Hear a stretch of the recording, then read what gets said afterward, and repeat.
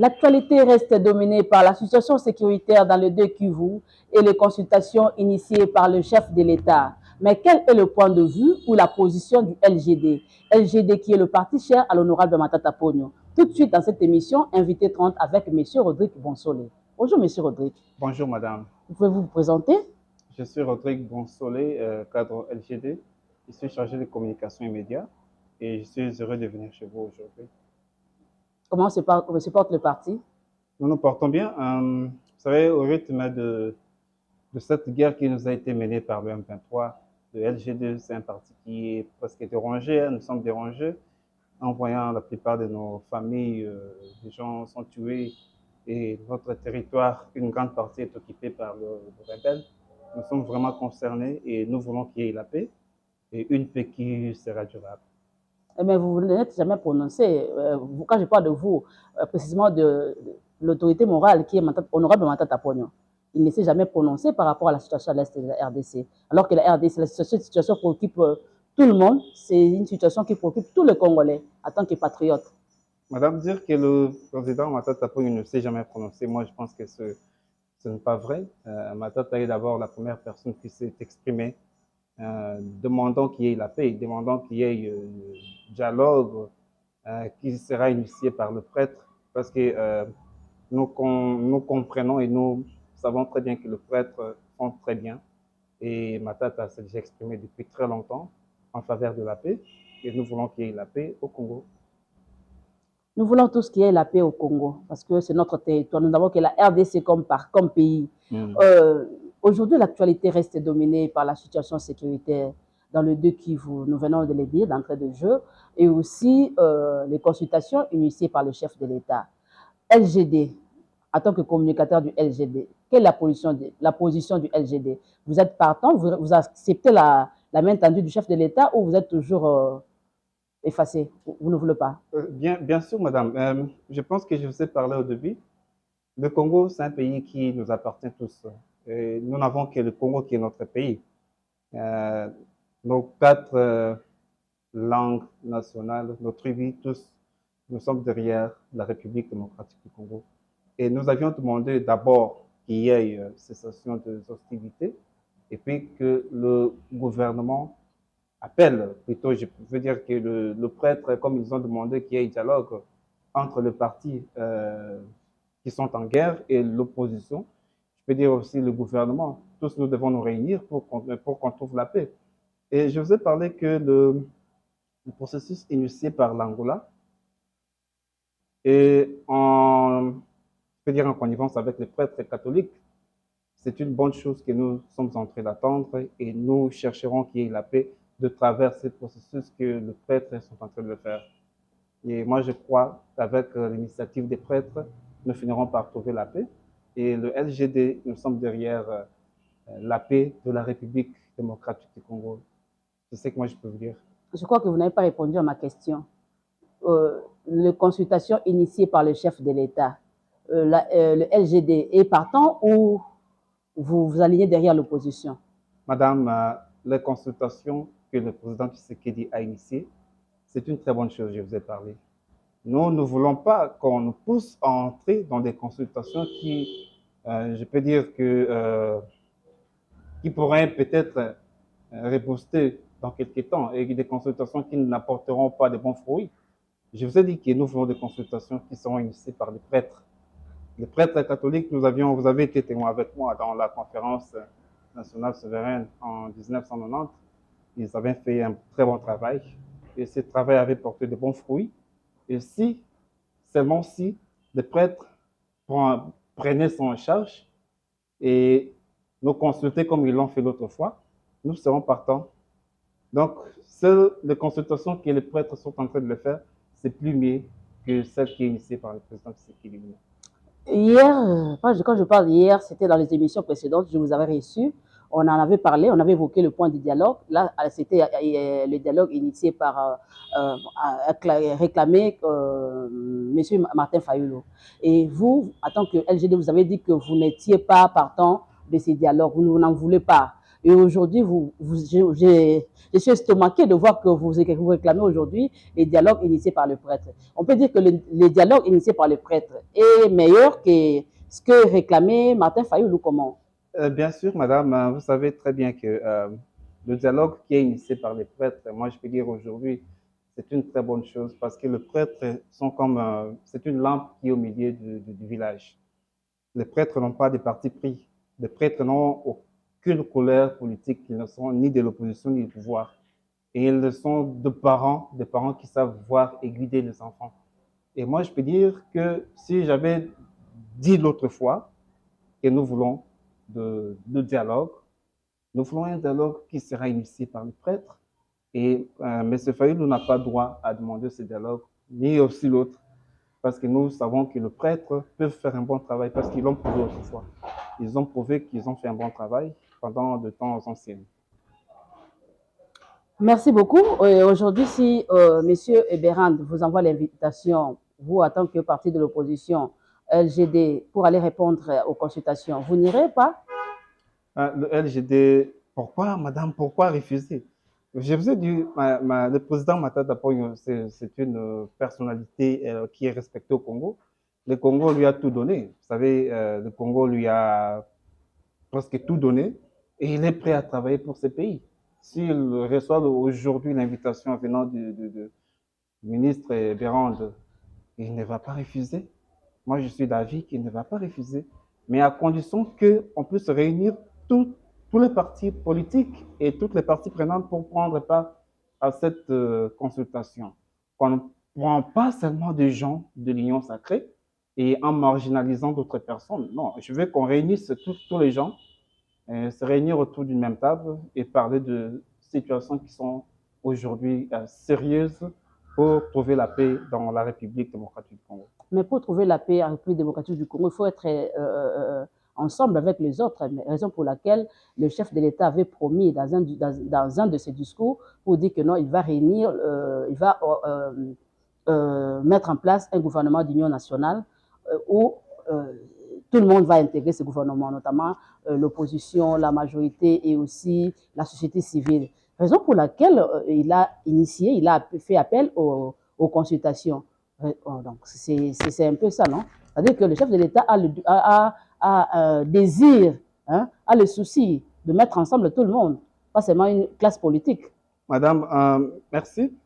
Vous savez, parler c'est facile. Parler ou bien promettre une chose, c'est facile. Mais la plus grande chose que nous, le peuple, nous attendons, c'est la concrétisation. Mettre en œuvre tout ce que vous aviez parlé.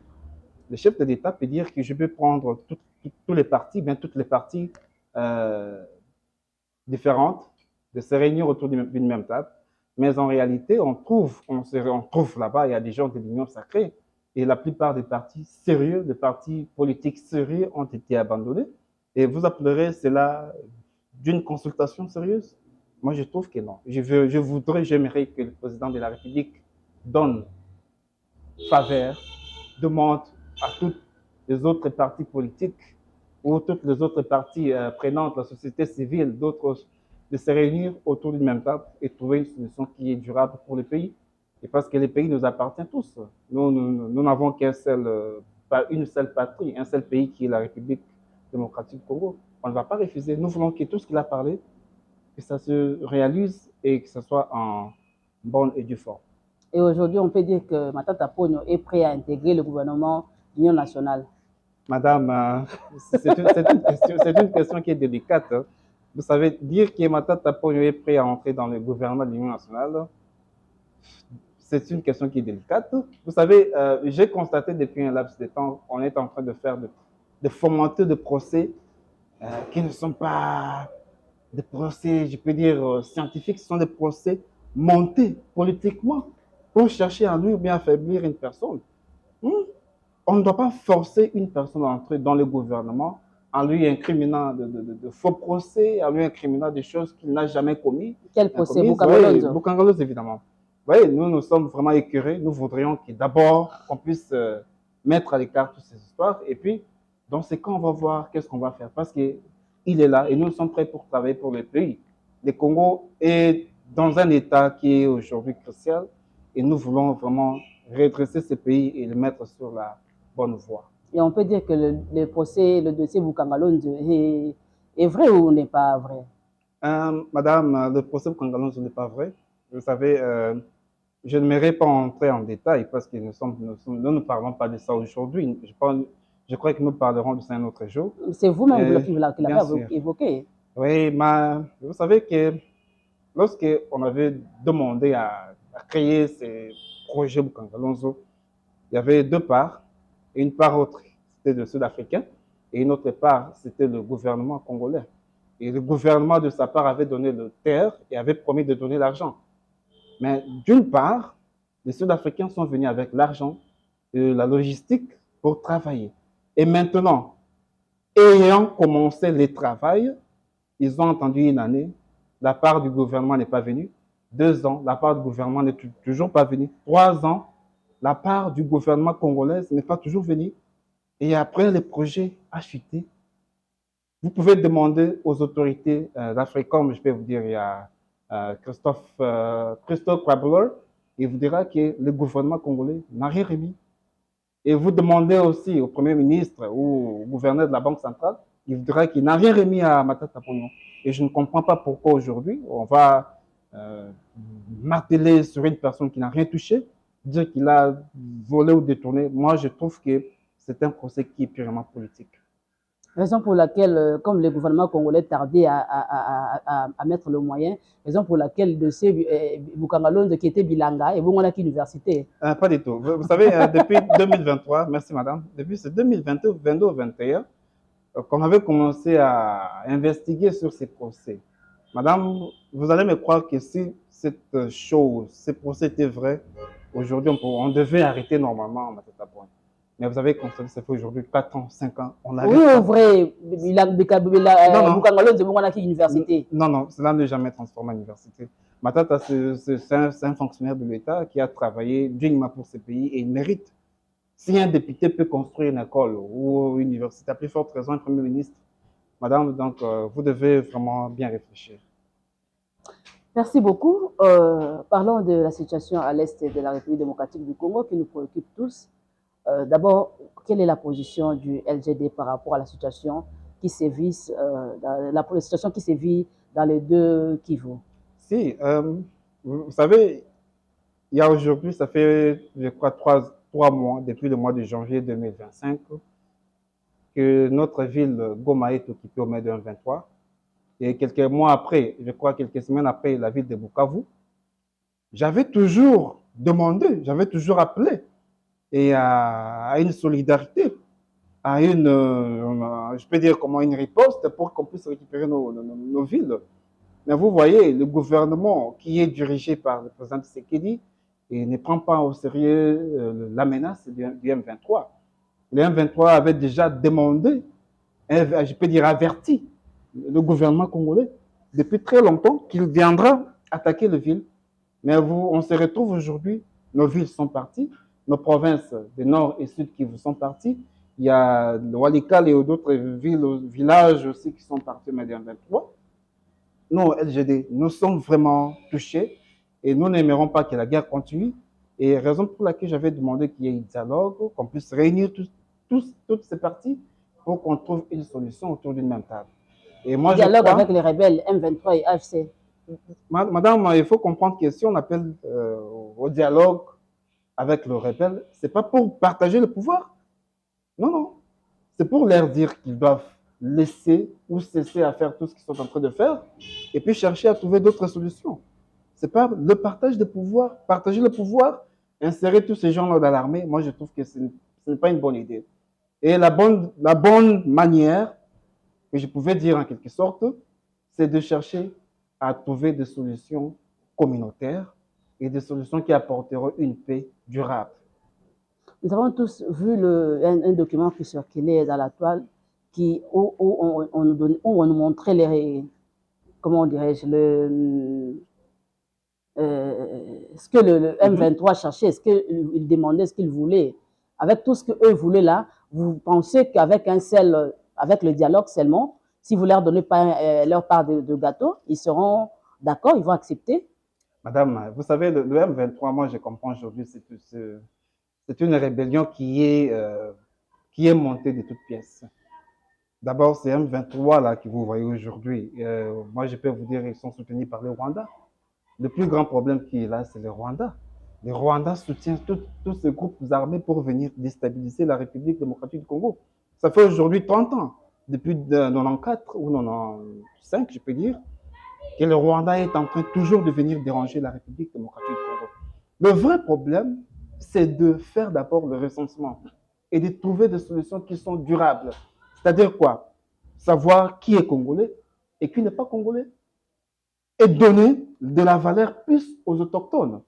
Parce qu'on a constaté depuis un laps de temps des étrangers qui ne sont pas nationaux, qui viennent envahir notre territoire et tuer nos femmes, nos mamans, nos femmes, nos frères et sœurs pour venir s'accaparer de notre portion de terre.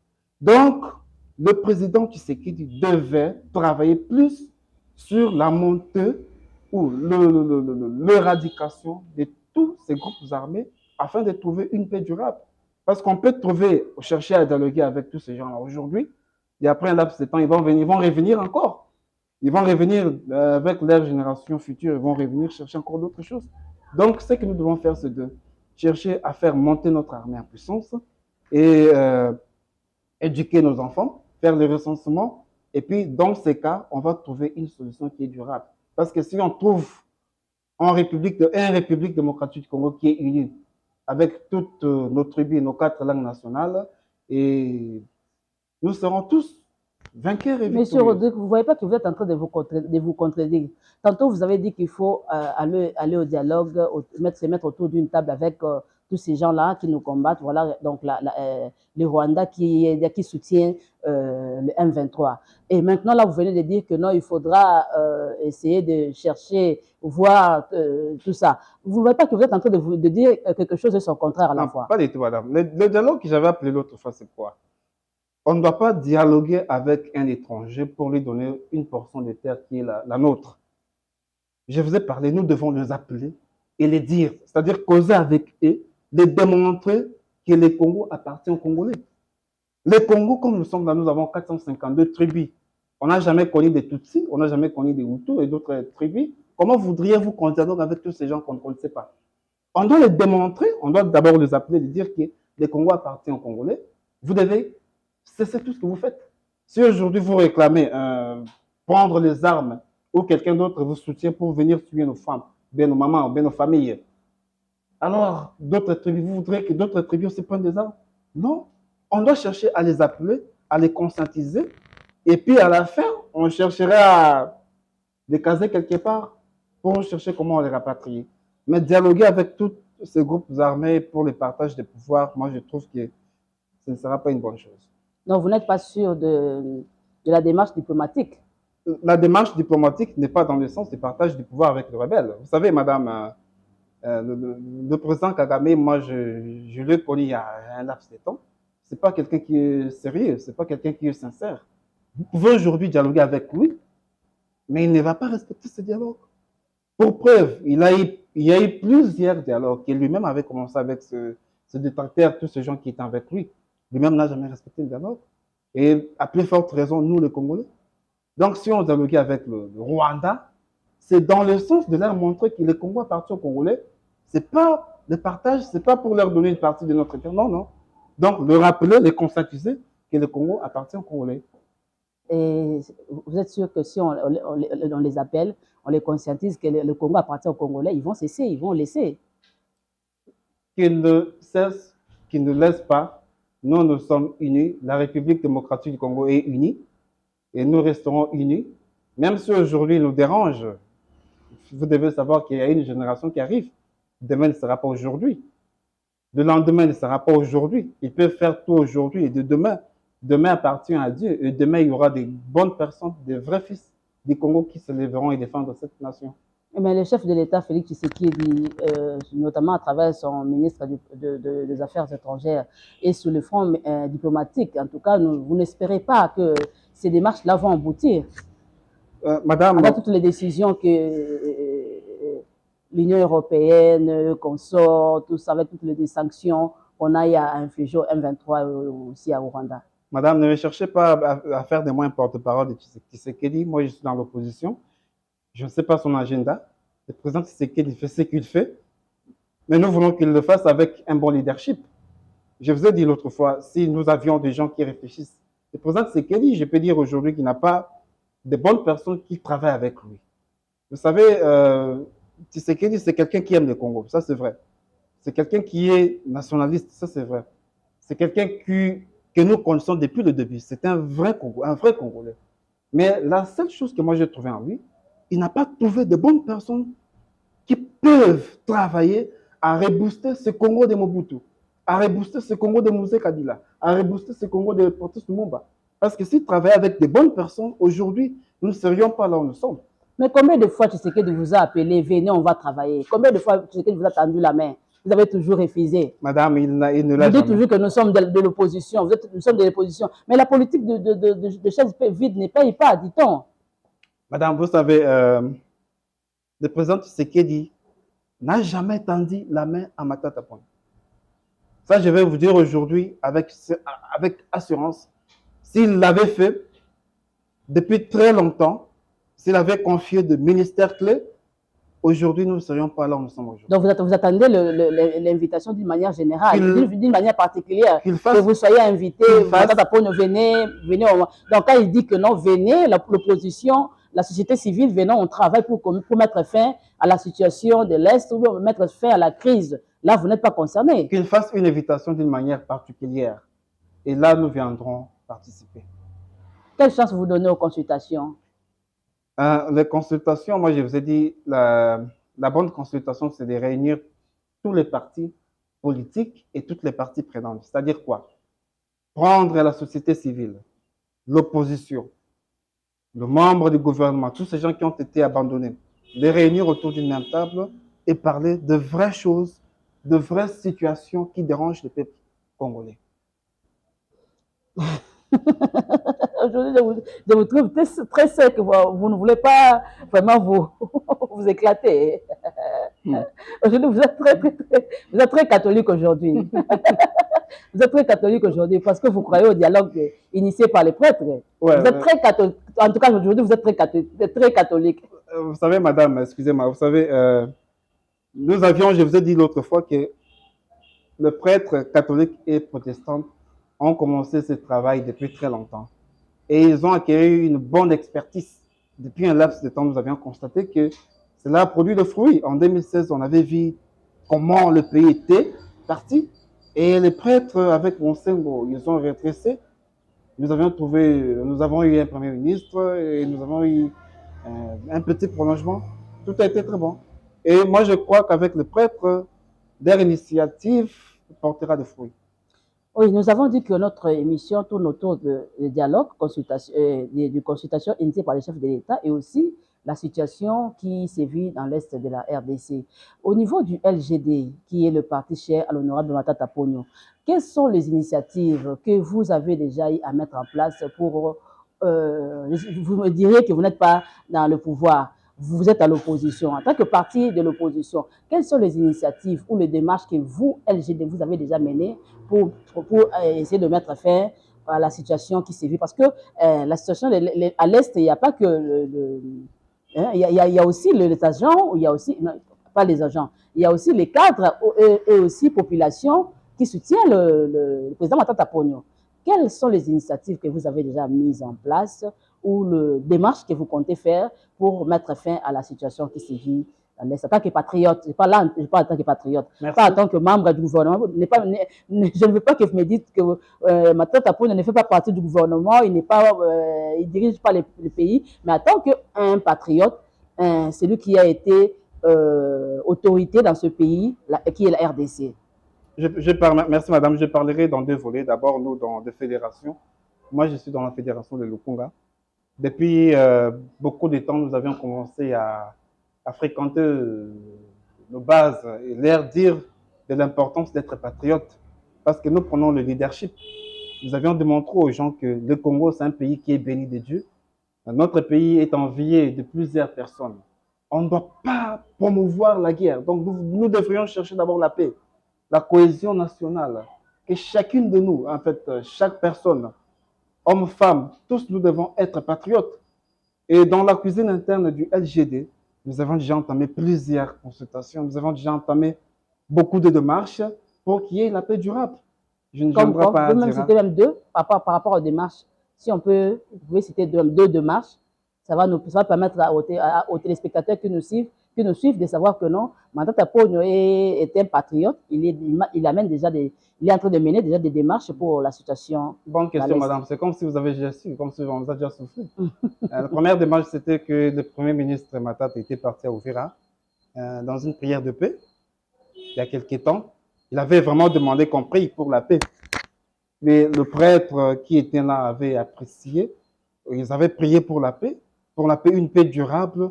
Et enfin, en quelque sorte, je peux dire, le Premier ministre est en train de prôner d'abord l'amour, l'unité, en prêchant au monde. Le Premier ministre ou M. Matata Pogno? M. Matata Pogno, je veux dire. Et d'abord, il est en train de nous parler comment nous devons aimer notre pays. Et la République démocratique du Congo, c'est un pays qui est combattu. Aujourd'hui, on ne doit pas chercher à les diviser. Ces gens qui ont pris des armes aujourd'hui pour venir attaquer notre pays, ils ne savent pas qu'ils sont en train de créer quelque chose qui n'est pas bon et qui les retournera en quelque sorte dans de mauvais dégâts. Donc, Matata n'est pas content de tous ces gens qui ont pris des armes. Matata est derrière la République démocratique du Congo et nous prenons la paix, nous prenons l'amour dans tout l'ensemble du territoire congolais. Merci, Monsieur Rodrigue. Là, en tant que Monsieur Rodrigue, pas en tant que porte-parole ou communicateur du LGD, ouais. Quel avenir vous donnez à notre pays qui est la RDC? La RDC, c'est un pays qui est béni.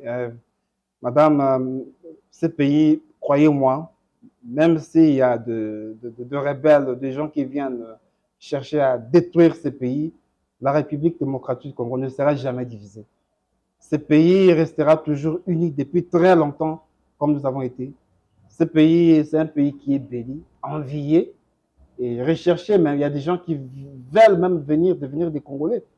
Et pourquoi pas donner la chance à ce pays? Donc, ce pays, tôt ou tard, trouvera une bonne voie. Un message à la population de l'Est?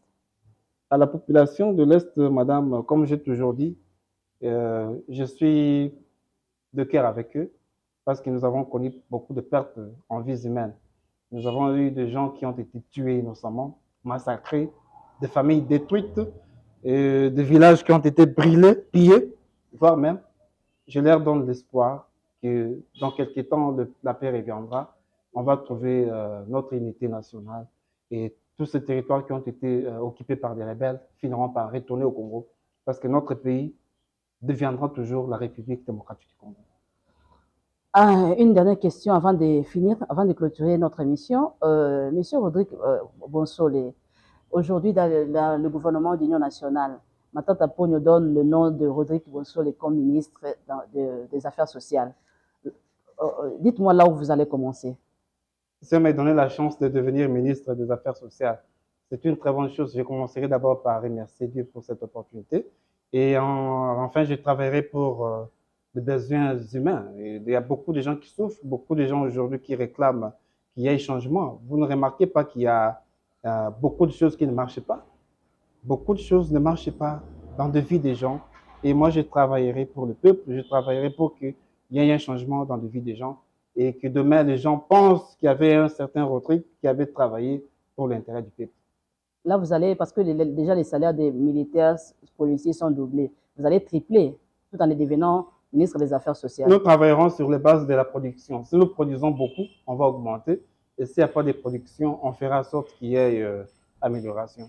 Avant le gouvernement d'Union nationale, si on vous dit de faire un bilan par rapport au gouvernement Souminois 1, je ne sais pas s'il y aura Souminois 2 ou il y aura un autre gouvernement. Si on vous dit de faire un bilan, d'évaluer le gouvernement Souminois, qu'est-ce que vous direz? Madame, c'est un fiasco. Madame Souminois n'a pas travaillé. C'est quelqu'un qui a limogé, c'est elle. Tous ces gens-là, je peux dire, il y a une ou deux personnes qui ont bien travaillé, mais le reste n'ont pas bien travaillé. La première personne, c'est? Je ne cite pas les noms. Et il y a des gens, beaucoup d'entre eux n'ont pas bien travaillé. Et moi, j'aimerais qu'il y ait changement et pour qu'on trouve de bonnes personnes qui travailleront pour l'intérêt du peuple. Merci beaucoup, un mot pour finir. Merci, je vous remercie infiniment. Je remercie mon père Bonsol et Bernard qui me suit, ma mère Véronique, mon épouse, maman Renate, et beaucoup de gens qui nous aiment. Je vous aime beaucoup. Les gens de Hoche et Lokolama, je vous salue et je vous aime. Merci pour l'opportunité. Et aussi les gens du LGD. Les gens du LGD, je remercie infiniment le SG Franklin Chamala, qui est notre secrétaire général. Il y a le président fédéral Kiusa et vice-président Mbadiga. Je vous aime beaucoup. Merci beaucoup. Monsieur Rodrigue, merci. Merci, madame. Voilà, fidèles téléspectateurs de Invité 30, c'est la fin de cette émission qui avait reçu pour vous Monsieur Rodrigue Bonsolé, qui est cadre et porte-parole, communicateur au sein du LGD qui est parti cher à l'honorable Matata Pogno. Avec lui, nous avons parlé, nous avons évoqué, nous avons fait passer en revue la situation qui sévit à l'est de la RDC et aussi les consultations initiées par les chefs de l'État depuis ce lundi. Restez branchés, connectés sur Rupture Télévision. On se retrouve prochainement. Je dis merci à l'équipe technique, merci à tous, à tous les téléspectateurs de Rupture Télévision. Je vous retrouve prochainement avec un autre numéro de Invité 30. Merci.